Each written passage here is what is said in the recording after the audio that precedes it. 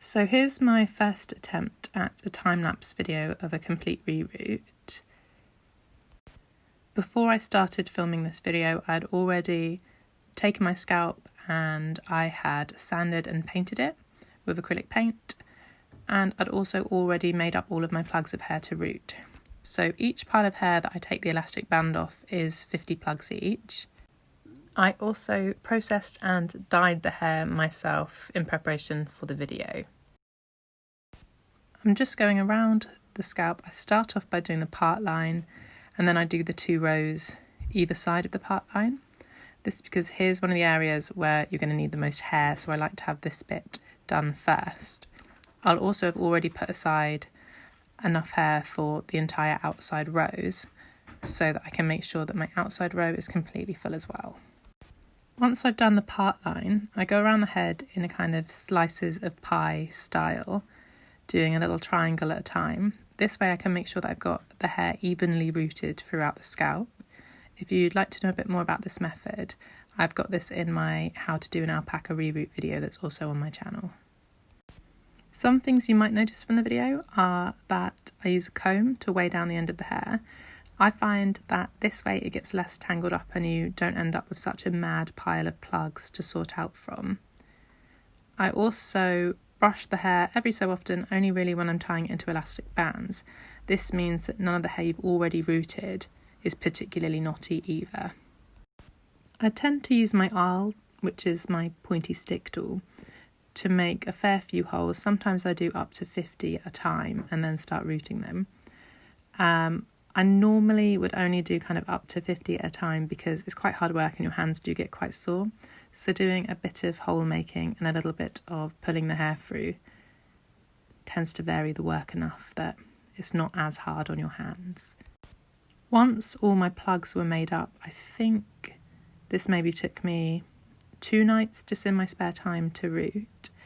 The speed is, as you can tell, very fast forwarded here, and you can see a lot of light changes, and that's when it starts to be nighttime and I have to start putting the lamp on instead.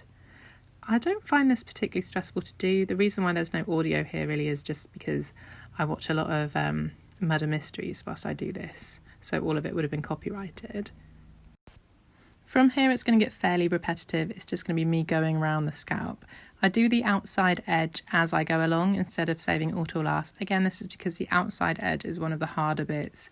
It's a lot of very small plugs very close together, so it can be quite tedious, and I don't like to save anything particularly hard till last. I like to get it done as I go along.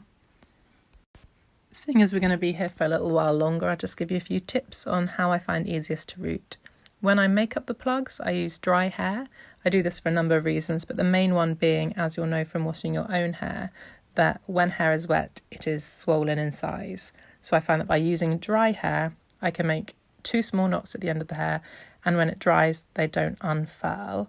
I also use dry hair because alpaca is quite hard to brush when it's wet and can get quite tangled and messy. So I find it just much easier to work with dry hair when using alpaca.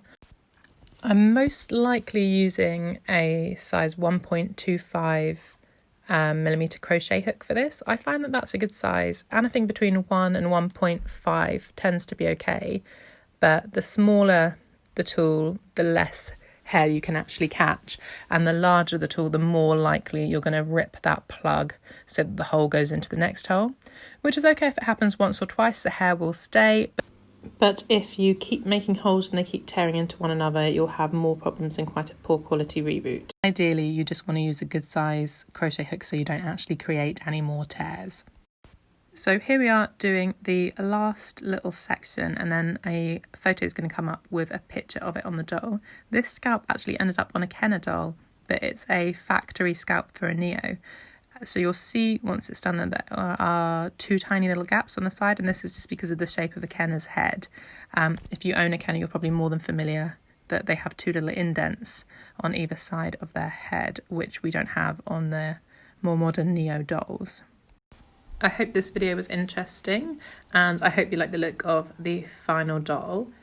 The doll was actually customised by Kaylee over from Lolly Dolly, so you should have a look at her Instagram as well because she's excellent.